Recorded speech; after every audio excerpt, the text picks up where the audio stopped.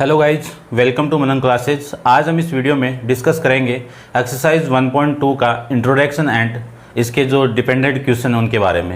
Exercise 1.1 का video already अपन discuss कर लिया था इससे पहले। उस वीडियो का लिंक आपको डिस्क्रिप्शन बॉक्स के अंदर मिल जाएगा। ठीक है, पहले उस वीडियो को देखिए, तब जाके आप इस वीडियो पे आइए, तब जाके इसका कंसेप्ट आपको समझ में आएगा। तो अपन डिस्कस करेंगे एक्सरसाइज 1.2 का इंट्रोडक्शन, जिसमें फर्स्ट हेडिंग है इरेस्ड नंबर। देखो, नेचुरल नंबर को डिस्कस कर लिया था, होल नंबर को डिस्कस कर लिया था, इंटीजर को डिस्कस कर लिया था और रेशनल नंबर को डिस्कस कर लिया था। 4 नंबर के बारे में अपन जान गए। इसके बाद आती है इरेस्ड नंबर। ठीक है, रेशनल नंबर कौन से होते हैं?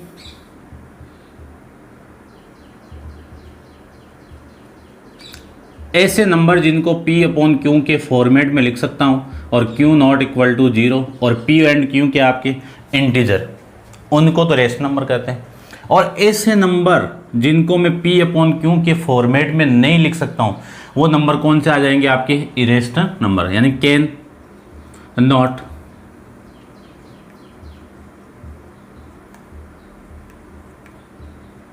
Not be written in the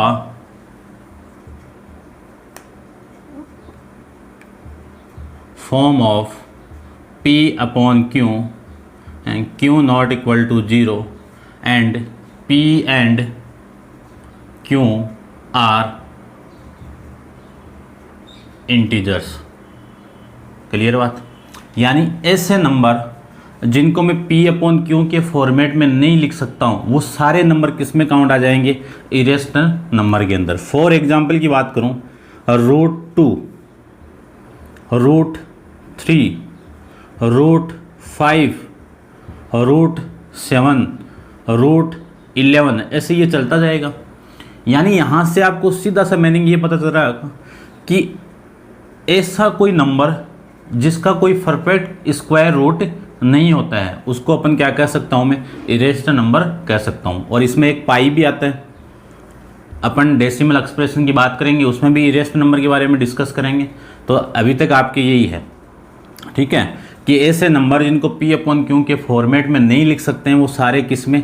irrational number में होते हैं। और जिनका परफेक्ट स्क्वायर रूट नहीं होता है, वो सारे नंबर किस में काउंट हो जाते हैं?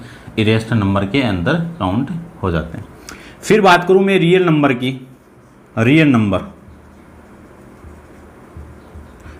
होता है आपका combination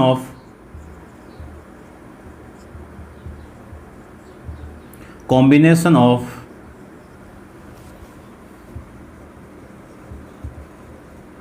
rational number and irrational number.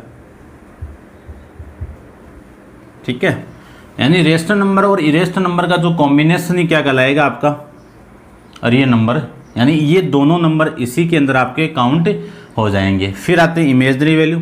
इसके बारे में अपन इसके बाद में भी अपन डिस्कस करेंगे कि रियल नंबर की जो एक्सप्रेशन है, उस पर डेसिमल एक्सप्रेशन है, उसके बारे में अपन डिस्कस करेंगे नेक्स्ट एक्सरसाइज 1.3 के इंट्रोडक्शन के अंदर। अभी तक इतना ही है कि रियल नंबर यानी रेशनल नंबर और इरेशनल नंबर का कॉम्बिनेशन क्या कहलाता है? आपका रियल नंबर कहलाता है। रियल नंबर यानी वास्तविक संख्याएं।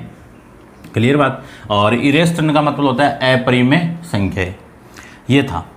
अब इसमें अपन डिस्कस करेंगे कि किसी इरेशनल नंबर को एक नंबर लाइन के ऊपर रिप्रेजेंट कैसे करेंगे। एग्जाम में क्वेश्चन पूछा जाता है आपका, तो इसका आपका जो एग्जाम्पल 3 है उसके बारे में देखते हैं।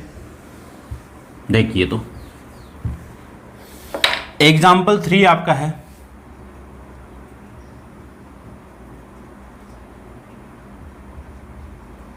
Locate √2 on number line. √2 को नंबर लाइन के ऊपर आपको क्या करना है? रिप्रेजेंट करना है। तो देखिए, किसी भी नंबर यानी किसी भी इरेशनल नंबर को आप नंबर लाइन पे रिप्रेजेंट कैसे करोगे वो देखते हैं। इसमें अपन √3 के बारे में डिस्कस करेंगे, √5 आपका क्वेश्चन नंबर 3 है, उसके बारे में भी डिस्कस करेंगे। ठीक है। तो देखिए सबसे पहले आपको करना क्या है, कंस्ट्रक्शन के अंदर एक नंबर लाइन को ड्रॉ करनी है। तो एक नंबर लाइन में ड्रॉ कर लेता हूँ। यहाँ पे देखिए एक नंबर लाइन को यहाँ से मैं ड्रॉ कर लेता हूँ।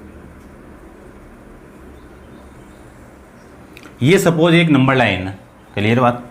इस नंबर लाइन के ऊपर ये आपका 0 1 2 और ये 3, इधर आपका -1, क्लियर बात। अब √2 वैल्यू कब आएगी, देखो पाइथागोरस थ्योरम आपको आनी चाहिए। पाइथागोरस थ्योरम क्या होती है कि एक राइट एंगल ट्राइंगल के अंदर एक एंगल क्या होता है 90 डिग्री। इस 90 डिग्री के सामने जो साइड होती है वो कौन सी होती है, हाइपोटेनियस। और ये यदि थीटा है तो इस थीटा के सामने जो साइड होगी वो क्या है आपका परपेंडिकुलर, जो रिमेनिंग साइड हो गई वो क्या है आपका बेस। तो अपन जानते हैं कि according to Pythagoras theorem hypotenuse का square equal to perpendicular square plus base square. इस थ्योरम का अपन क्या करेंगे यहाँ पे यूज करेंगे, क्लियर बात। देखना ध्यान से, यदि परपेंडिकुलर की वैल्यू 1 का स्क्वायर आ जाए और इसकी वैल्यू 1 का स्क्वायर आ जाए तो ये वैल्यू कितनी आ गई आपकी 2, यानी h स्क्वायर की वैल्यू कितनी आ गई 2। तो यहाँ से जो h है वो कितना आ जाएगा √2, ऐसे अपन निकाल सकते हैं। तो देखो यदि ये वाली वैल्यू 1 आ जाए और ये भी 1 आ जाए तो इन दोनों का स्क्वायर करके इनका रूट कर दूँ तो वैल्यू आ जाएगी ना, ठीक है। तो ये वैल्यू आपको लेनी पड़ेगी।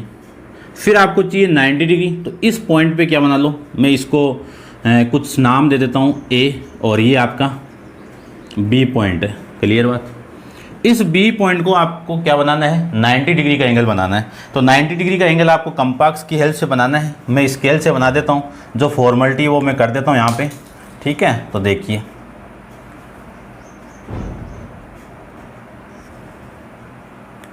ये आपका 90 डिग्री का एंगल हो गया। आप करोगे कैसे, कंपास को यहाँ पे रख के पूरा सर्किल बनाइए, जैसे मैं बना लेता हूँ यहाँ पे।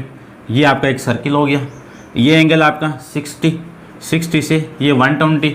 फिर यहाँ पे कंपास को रख के आर्क यहाँ पे ड्रॉ कीजिए, यहाँ पे रख के यहाँ पे ड्रॉ कीजिए। ये कौन सा हो गया आपका 90 डिग्री का एंगल।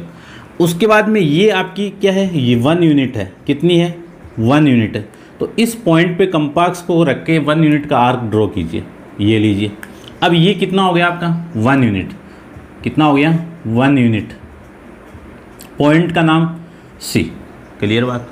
देखो सबसे पहले आया एक नंबर लाइन ड्रॉ किया, नंबर लाइन के ऊपर आपने 0 पे एक पॉइंट पुट किया A और 1 पे B। तो ये यूनिट कितनी है 1 यूनिट है। B पे मैंने क्या एंगल ड्रॉ किया, draw a angle at a point B 90 degree. फिर यहाँ से 1 यूनिट का एक आर्क ड्रॉ किया, फिर जॉइन A टू C, यानी क्या कर दिया मैंने A और C को जॉइन करवा देते हैं, ये लीजिए।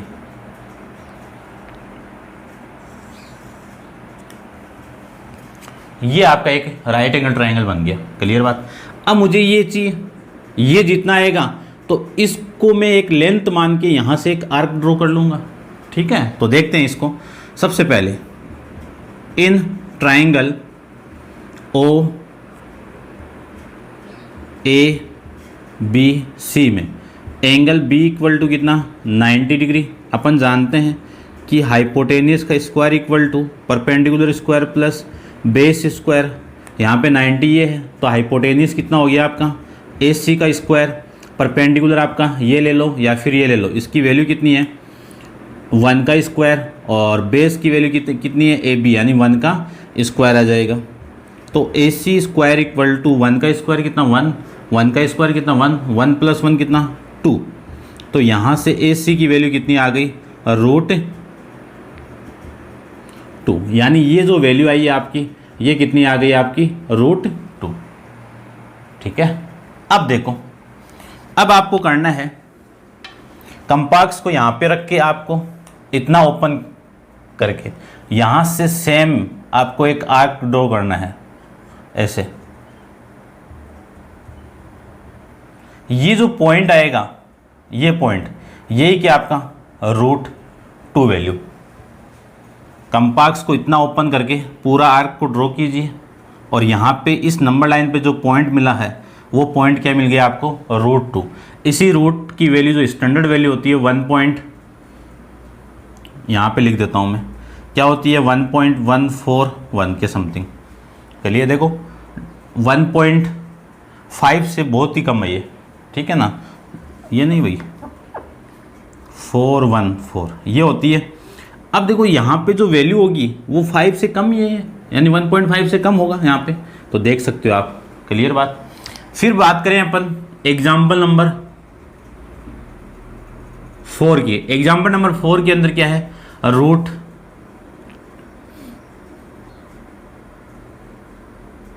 3 को लोकेट करना है आपको। किसको? रूट 3 को लोकेट करना है। क्लियर बात। तो देखो रूट 3 को इतना तो आपको करना ही पड़ेगा। इतना करने के बाद में इस पॉइंट सी पे आपको 90 डिग्री का एंगल ड्रॉ करना है। तो मैं 90 डिग्री का एंगल ड्रॉ कर देता हूँ विथ स्केल के साथ में। तो देखिए 90 डिग्री का एंगल आपका ये हो जाएगा। आपको तो कंपास से करना है, ये आपका 90 डिग्री का एंगल हो गया। ये रूट 2 है, यहाँ पे 1 यूनिट का आर्क को ड्रॉ, चलो पहले 90 डिग्री का एंगल के साथ ड्रॉ करते हैं अपन। ये पूरा आर्क हो गया 60 डिग्री 120 डिग्री। 60 डिग्री पर कंपास को रख के एक आर्क यहाँ से ड्रॉ और एक आर्क यहाँ से ड्रॉ, तो ये आर्क आपका यहाँ पे बन जाएगा। फिर इस पॉइंट पे कंपास को रख के आपको इस लाइन पे 1 यूनिट का आर्क ड्रॉ करना है, तो ये आपका 1 यूनिट का आर्क ड्रॉ हो जाएगा। ये पॉइंट को मैं मान लेता हूँ कि ये पॉइंट क्या आपका डी है। क्लियर बात। तो ये वैल्यू कितनी हो गई, 1 यूनिट हो गई। डी को ए से ज्वाइन करवा दीजिए, डी को ए से ज्वाइन, ये लीजिए करवा दिया। अब ये जो एंगल है ना, ये आपका कौन सा है, 90 डिग्री है। तो इसकी कंस्ट्रक्शन भी यहाँ पे देख लीजिए आप, देखना ध्यान से।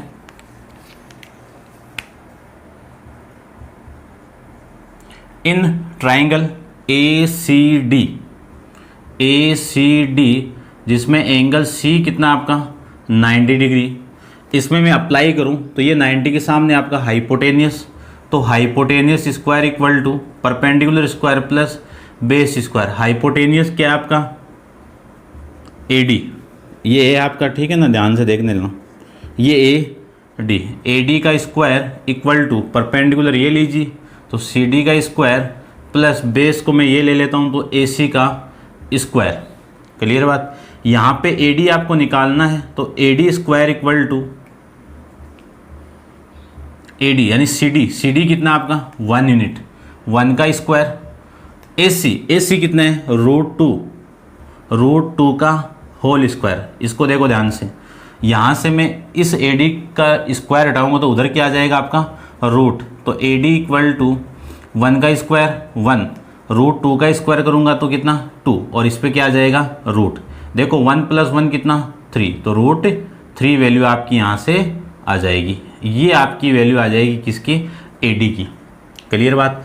अब ये जो वैल्यू आपकी AD की आ गई है, तो इसको मैं लिख सकता हूँ, ये आपकी कौन सी है, रूट 3। यानी ये इतनी लेंथ आपकी जो हुई है वो किसकी हुई है, रूट 3 की वैल्यू हुई है। तो कंपास को इतना ओपन करके यहां से आर्क को ड्रॉ कीजिए।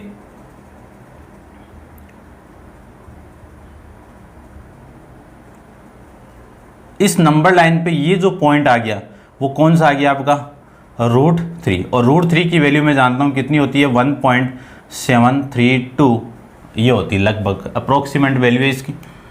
ये ऐसे आपको मैंने एक ही डायग्राम के अंदर दोनों क्वेश्चन को ड्रॉ किया है। आपको अलग अलग करना है, रूट 2 को अलग करना है, रूट 3 के अंदर रूट 2 को ड्रॉ करने के बाद रूट 3 करना है। तो ये पूरा जो डायग्राम बना वो रूट 3 का, इतना जो डायग्राम बनना था पहले वो रूट 2 का था। ठीक है, मे भी आप कर सकते हो, इतना आपको कंस्ट्रक्शन के अंदर लिखना है। तो ये एग्जाम में क्वेश्चन पूछा जाता है रूट 2, रूट 3 एंड रूट 5 के बारे में, तो आप इतना ड्रॉ करके रिप्रेजेंट करना है। अब देखिए इसकी एक्सरसाइज 1.2 का क्वेश्चन नंबर 3 के बारे में, तो इसको आप वीडियो को पॉज करके नोट डाउन कर लेना। तो देखिए अपन बात करते हैं।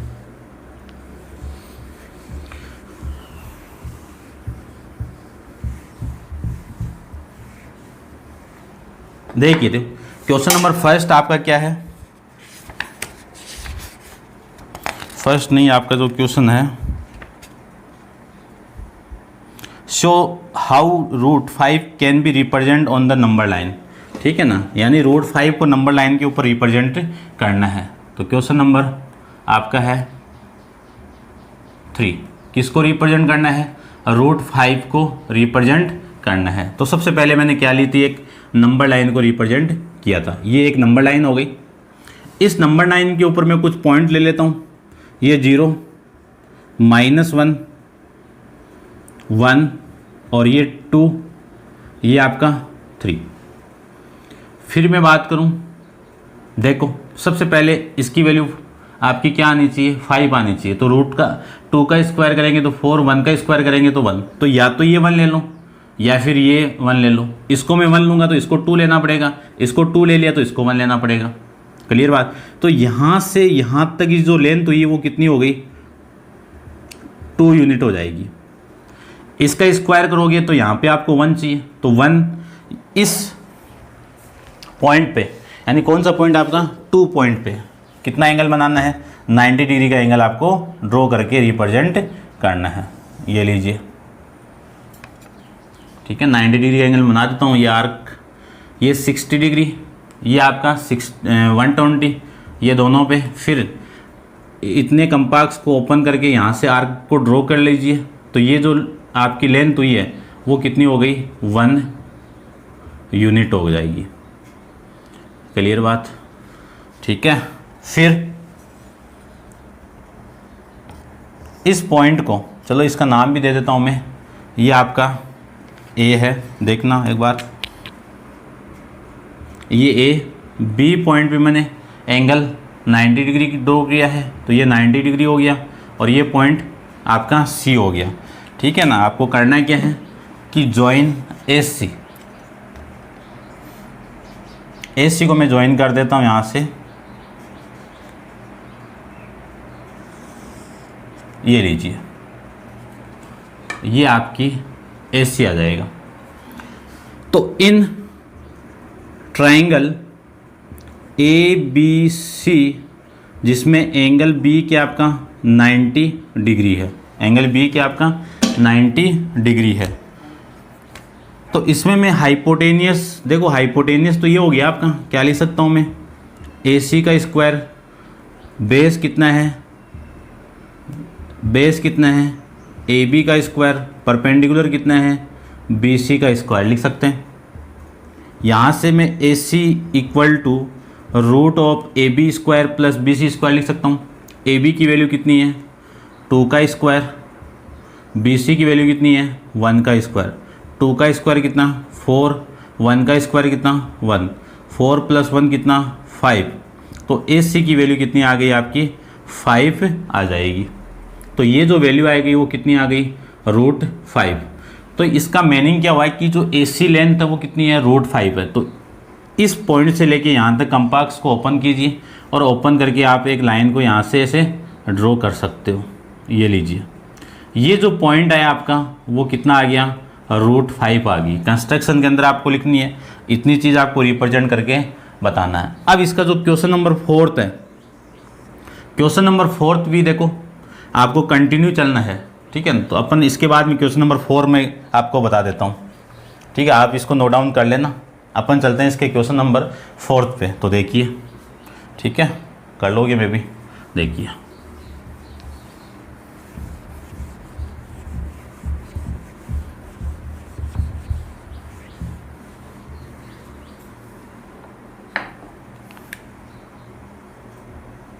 क्वेश्चन नंबर 4 के अंदर आपको जो कंडीशन गिवन है वो देखिए। सबसे पहले,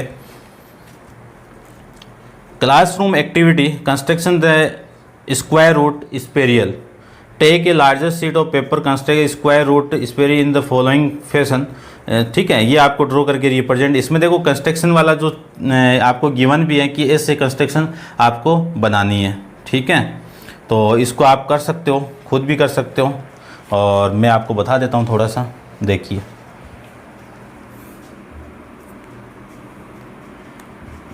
यहीं पे ले लेता हूँ मैं, ये आपकी एक नंबर लाइन हो गई। थोड़ा नीचे ले लेता हूँ मैं, ये नंबर लाइन हो गई। इस नंबर लाइन के ऊपर ये आपका 0 पॉइंट, ये 1, थोड़ा सा बड़ा ले लेता हूँ, ये 1 और ये आपका 2। इसमें 90 डिग्री का एंगल बना दीजिए, तो ये 90 डिग्री का एंगल, ये 1 यूनिट है तो ये भी आपका क्या है, आपका 1 यूनिट है, ये लीजिए। तो सबसे पहले इन दोनों को मैं ज्वाइन करवा देता हूँ। ज्वाइन करवाने के बाद में जो वैल्यू यहाँ से आएगी,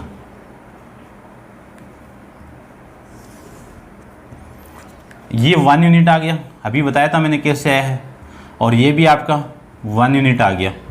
तो ये जो वैल्यू आएगी वो कितनी आ गई, √2 आ गई।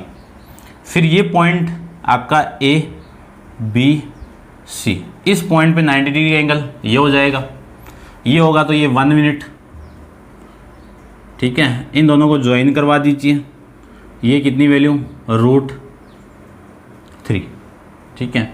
फिर इस पे 90 डिग्री का एंगल, तो ये 90 डिग्री, ये 90 डिग्री, तो ये आपका ये पॉइंट हो गया D, और ये हो जाएगा आपका E, ठीक है। ये 90 डिग्री बनाने हैं पूरे अपन, या फिर इसमें P1 के नाम से दिया हुआ आपको, P1 ले लेता हूँ।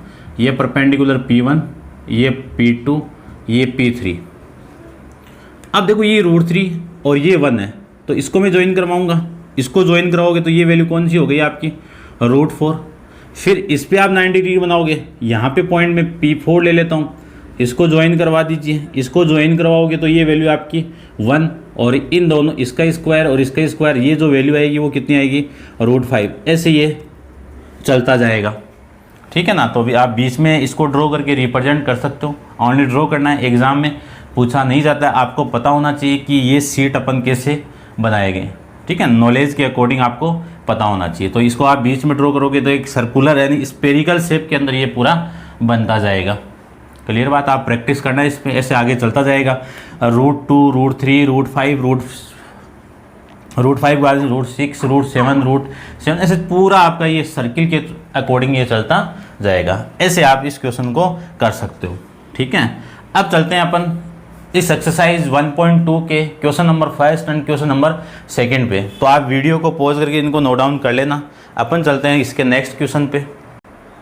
देखिए question number 1 and question number 2, exercise 1.2 का question number 1 and question number 2, question number 3 and 4 upon already discuss कर लिया था। इसमें देखिए क्वेश्चन नंबर आपका फर्स्ट में क्या है कि every irrational number is real number, कि जितने भी इरेशनल नंबर है वो किस में काउंट हो जाते हैं, आपका रियल नंबर में। और रियल नंबर की डेफिनेशन मैंने आपको बताई थी, the combination of rational number and irrational number is called भी रियल नंबर। क्लियर बात, कि रियल नंबर आपका रेशनल नंबर और इरेशनल नंबर का क्या होता है, कॉम्बिनेशन होता है। तो जितने भी आपके कौन से रियल नंबर है उसमें काउंट हो जाएंगे आपके ये क्या, इरेशनल नंबर। क्लियर बात, तो ये तो आपका हो गया ट्रू। यानी आपको क्वेश्चन के अंदर क्या बताना है कि state whether the following statement are true and false, justify your answer. ठीक है, आपको ट्रू एंड फॉल्स बताना था, तो ये आपका कौन सा हो गया, ये हो गया। क्योंकि अकॉर्डिंग टू डेफिनेशन अपन जानते हैं कि रेशनल नंबर और इरेशनल नंबर का कॉम्बिनेशन क्या होता है, आपका रियल नंबर होता है। तो ये आपका स्टेटमेंट ट्रू हो जाएगा। फिर देखिए every point on the number line is the form of M, कि एक नंबर लाइन के ऊपर जितने भी नंबर हैं √2, √3, √4, √5, इसको मैं रिप्रेजेंट करूं तो m is a natural number, where m क्या आपका एक नेचुरल नंबर है, तो ये क्या आपका एक नेचुरल नंबर है। क्लियर बात। तो इसमें देखिए इसकी जो वैल्यू होगी वो तो किस में आ जाएगा, ये तो सारी आपके क्या है नेचुरल नंबर में है ना, पूरी की पूरी। क्लियर बात। तो ये किस फॉर्म में होगा कि every point on the number line is of the form of √m। तो ये तो सही है कि m क्या आपका नेचुरल नंबर है, लेकिन यहाँ से तो √2 आएगा, यहाँ से √3 आएगा, और √4 की वैल्यू कितनी 2 आ जाएगी, और इसकी वैल्यू कितनी आ जाएगी 5।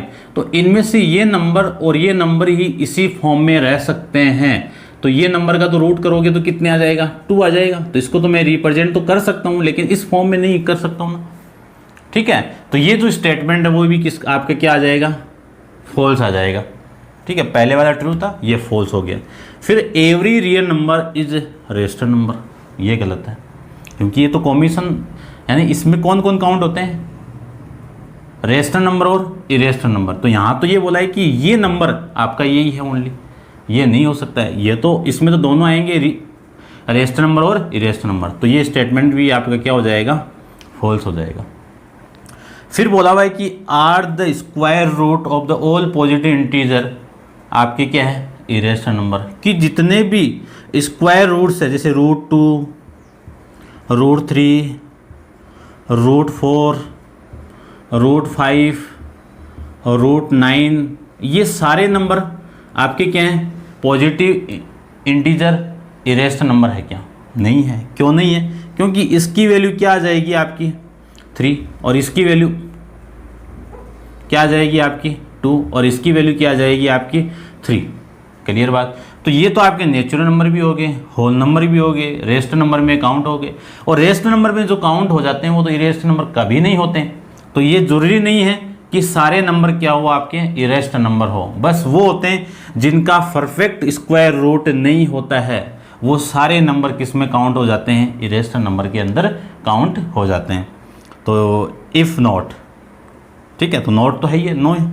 गिव एन एग्जाम्पल, तो ये लो एग्जाम्पल, दोनों दो ले लो और ले लो, 25 को लिख दीजिए, ठीक है। Of the square root of a number that is the irrational number, ये ले लो, ठीक है। कि इसमें ये एग्जाम्पल आप ले सकते हो इनमें। ये था आपका क्वेश्चन नंबर 1 एंड 2 और इन्हीं क्वेश्चन के साथ आपकी एक्सरसाइज कंप्लीट है, एक्सरसाइज 1.2। और नेक्स्ट वीडियो के अंदर हम डिस्कस करेंगे एक्सरसाइज 1.3 के इंट्रोडक्शन के बारे में और कुछ क्वेश्चन के बारे में। तो अपन इस वीडियो के अंदर क्वेश्चन नंबर 3 एंड 4 पहले डिस्कस कर लिया था, 2 एग्जाम्पल डिस्कस किए हैं क्योंकि वो इंपॉर्टेंट एग्जाम्पल है, उनको भी आपको ध्यान से देखना है। और फिर इन क्वेश्चन के जो बेसिक मेथड है और इनके जो इंट्रोडक्शन है वो आप जान लोगे तो इन क्वेश्चन करने में कोई दिक्कत नहीं आएगी, क्योंकि इसका बेसिक ही आपके 10th के अंदर काम आएगा। जब तक आपका बेसिक क्लियर है तब तक आप मैथमेटिक्स में नंबर नहीं बना पाओगे। तो ये था आपका आज के लिए वीडियो था, ठीक है। आज के लिए इतना ही, थैंक यू सो मच।